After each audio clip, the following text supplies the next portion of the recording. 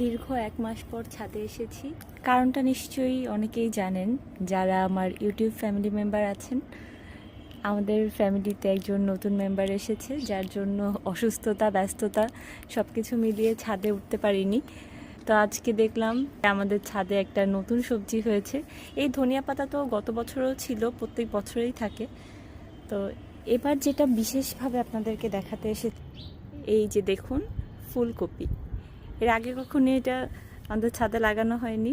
এবার মা প্রথম ট্রায়াল দিল ফুলকপি হয় কিনা। তো মাশাল্লাহ, এখানে দেখা যাচ্ছে 1টা 2টো 3টে 4টে ফুলকপি হয়েছে।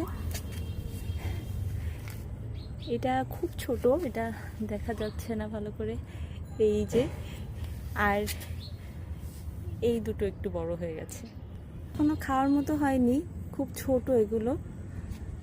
আর বরাবরের মতো টমেটো তো আছে। এবার টমেটোর ফলনটা বেশ ভালো, গত বছরের থেকে বেশ অনেক টমেটো হয়েছে। আর আগে অনেকগুলো খাওয়াও হয়ে গেছে আমাদের।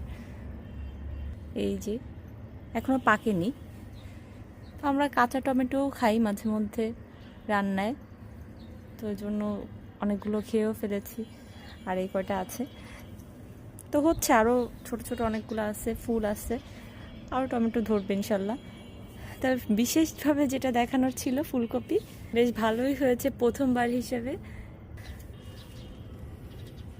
আসলে এই বছর মা পরিচর্যার খুব একটা সময় পাচ্ছে না, বললাম না আমাদের নতুন মেম্বার ফ্যামিলির, তাকে নিয়েই সবাই খুব ব্যস্ত থাকে, যার জন্য ছাদে সময় দিতে পারছে না।